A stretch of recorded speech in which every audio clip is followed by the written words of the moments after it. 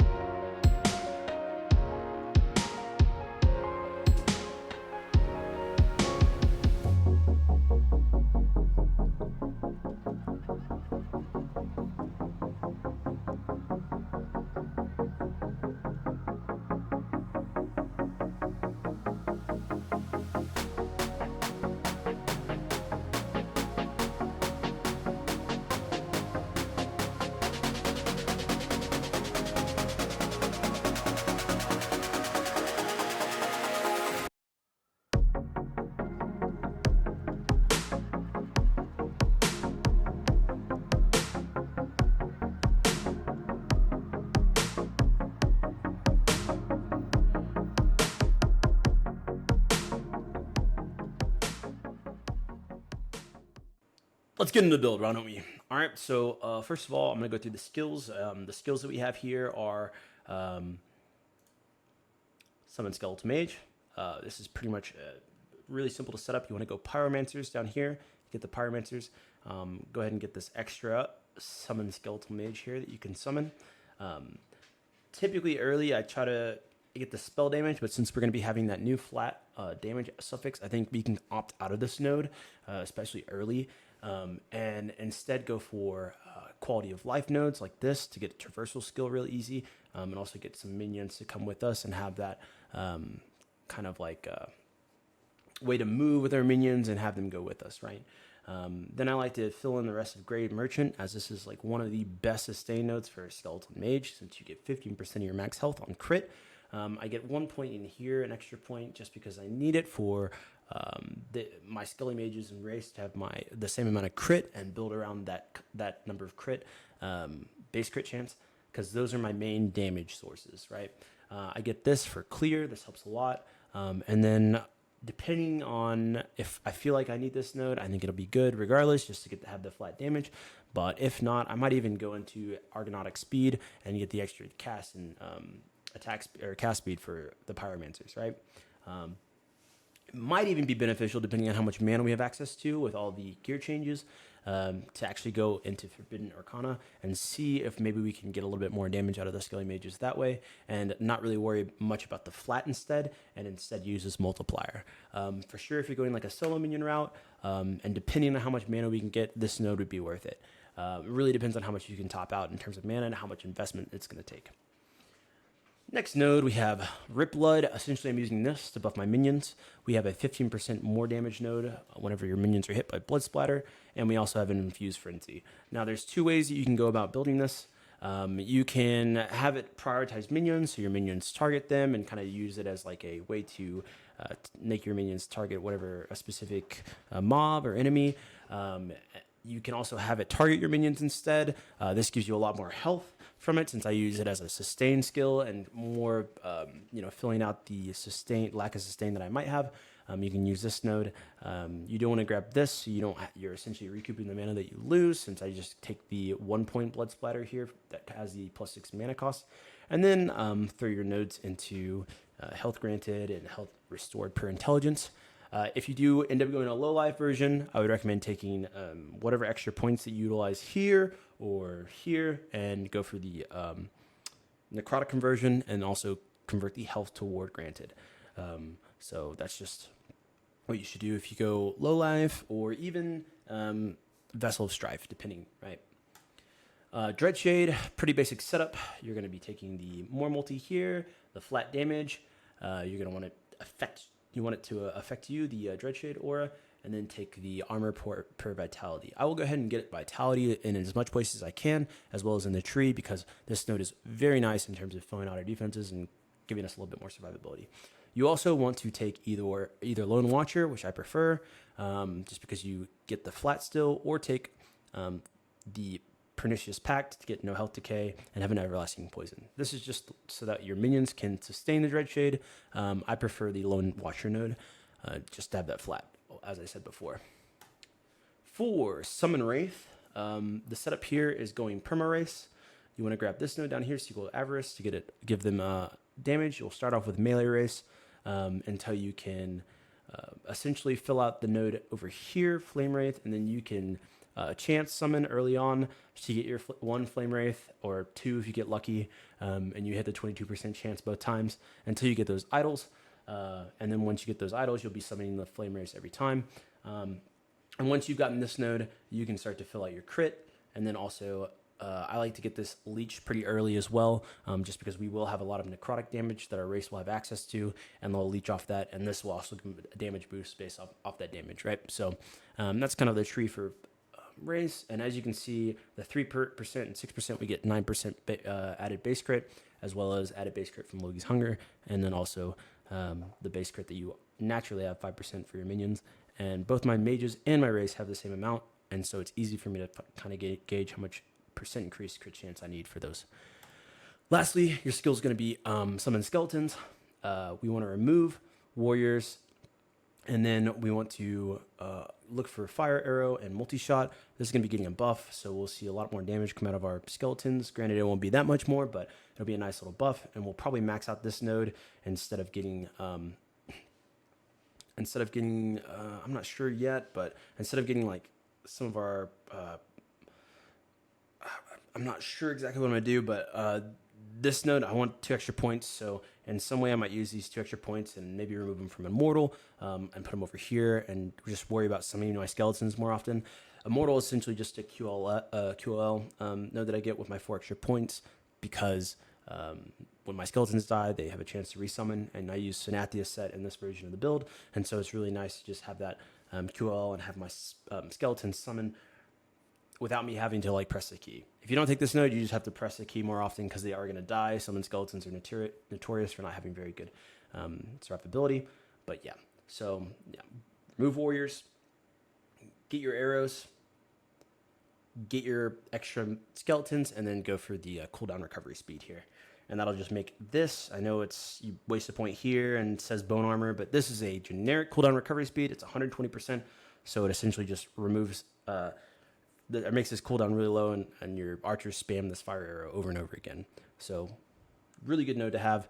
And then depending on if you take this node or not, I think you'll probably take this and maybe a few points here or a few points here, and really ramp up your damage instead and just get a little bit more damage out of these guys, but you'll have to summon them more often. So just keep that in mind. That's going to be it for your skills. For our passives, really easy and basic generic setup for Necros, pretty much always the same thing. Intelligence here, get the increased attack and minion cast speed here, vitality, increased minion health here, minion armor per level. Necromancer, you grab the attack and cast speed here. Early on, if you don't get minion health regen, I like to get this health regen node and max it out. That gives me health regen percentage, and it also gives my minions a flat base. That'll give me a little bit to help them survive, but you really want the minion health regen on gear pieces to really help them survive early and through normal monoliths. Then I go 3 points here, so that way whenever I get to Aegis Fall, I can go ahead and put in 4 points, so my minions have 100% minion armor shred chance. Increase minion health to come cap out, so we can get our number of skeletons here. And then I like to grab the frantic summons to give them more increased attack and cast speed. Then go for the increased critical strike chance as well as crit leech. Then grab the flat damage here. Then grab enough points to go for our skeletal mages here. And then I like to come back here and usually fill out my defenses, go for the increased health, vitality plus minion resistance. Then this node is really nice if you have an army, especially if you're going health regen. And I think health regen is fantastic to build early and really helps fill out a lot of the sustain issues that necromancers have. You can fill out this node, get your defense resistances fill out here, and then finally come fill out for the minion crit multiplier here. And then you have some options. You can obviously, change up some of these passive points and go more crit chance here if you need it. Also get the intelligence here. You can also come cap this node out and get the extra vitality. Cap this node out, get the extra vitality. Cap this node out and get the extra health regen and minion health regen per second. Flat health here and hunger is pretty good as well. Ward retention if you're going low life or any other builds that need ward. This is pretty nice as well. And then that's pretty much it. I used to go this node a lot, but it is kind of annoying summoning your minions a lot. And I think it's just better to, maybe put points in here if you really feel like you need it. But I'm not a person who really enjoys it. Lich tree, there's some good things here like intelligence. I think that is a perfectly fine point to go for. But other than that, a lot of the lower tier stuff here isn't really that great unless you're going dot or, you're doing your damage yourself. So that's it for passives.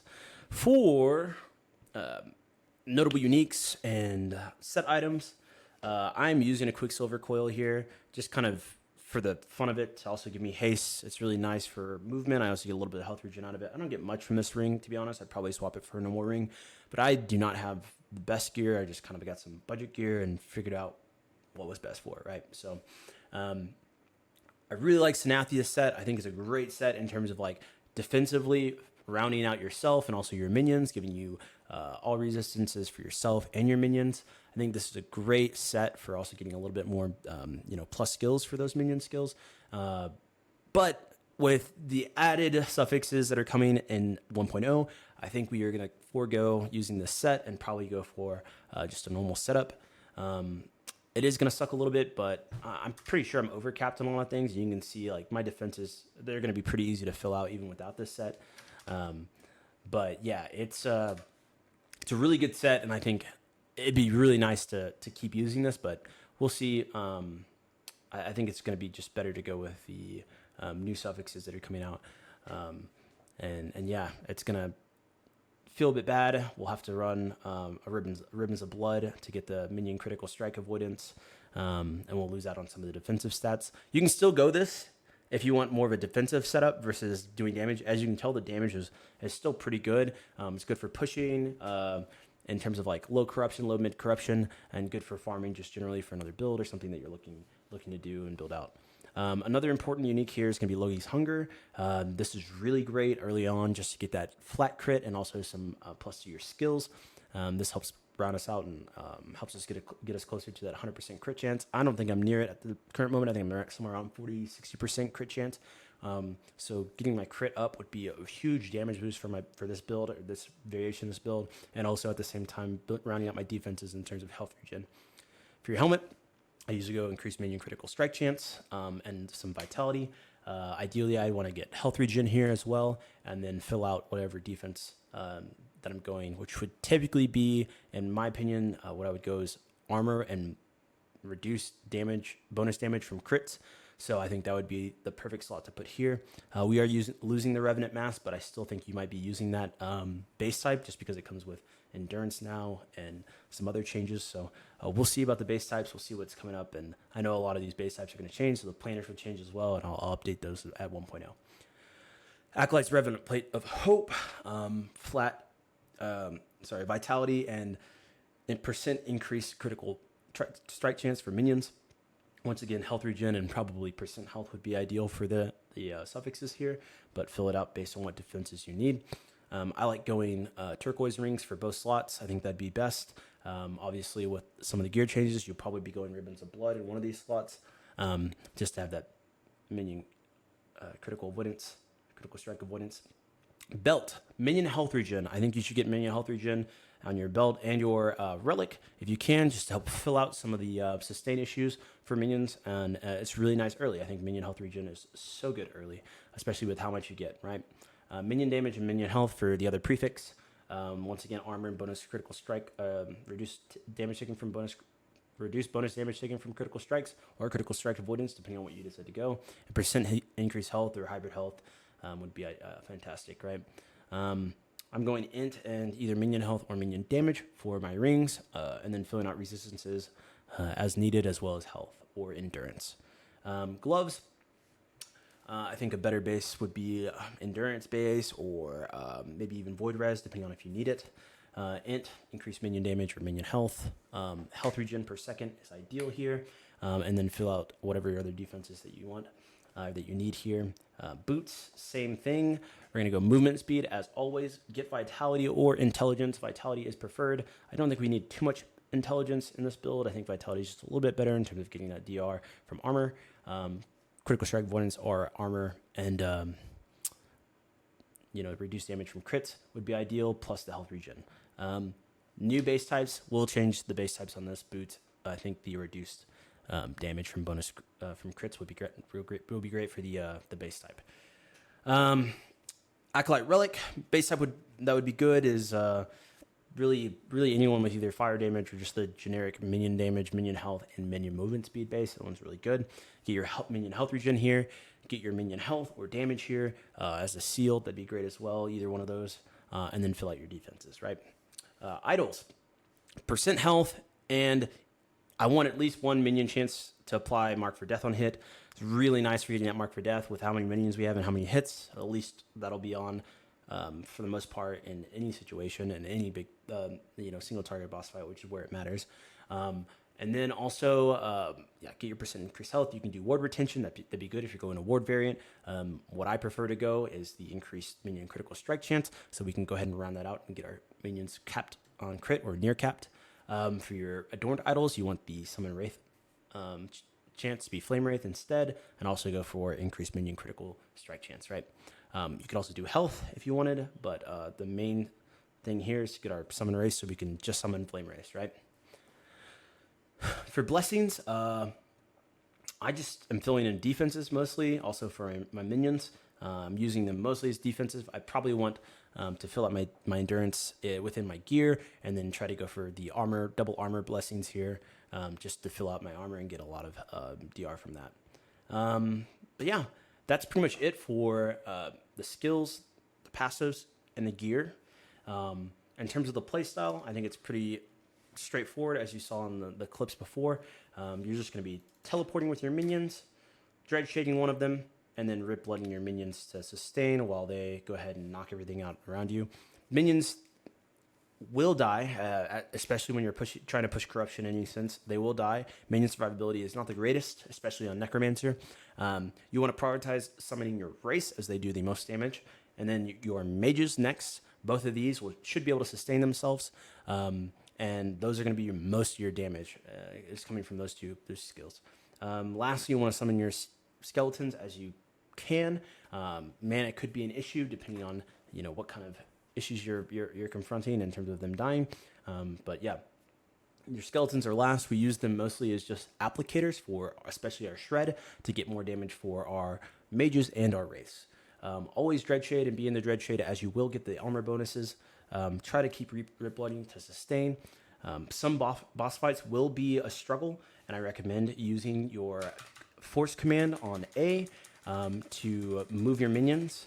I especially like doing this if your minions kind of spread out in any sense. If they ever get spread out, okay, well, they're not doing it. But if they're fighting stuff, they'll try to move towards other enemies. Like some of them will aggro different minions. I like to go ahead and make them all kind of get all together, clump together, and then they'll just autofocus really fast stuff that's around them. And that's really nice to just sit here next to them, stay close within the dread shade, so that way the rip blood didn't have to travel too far.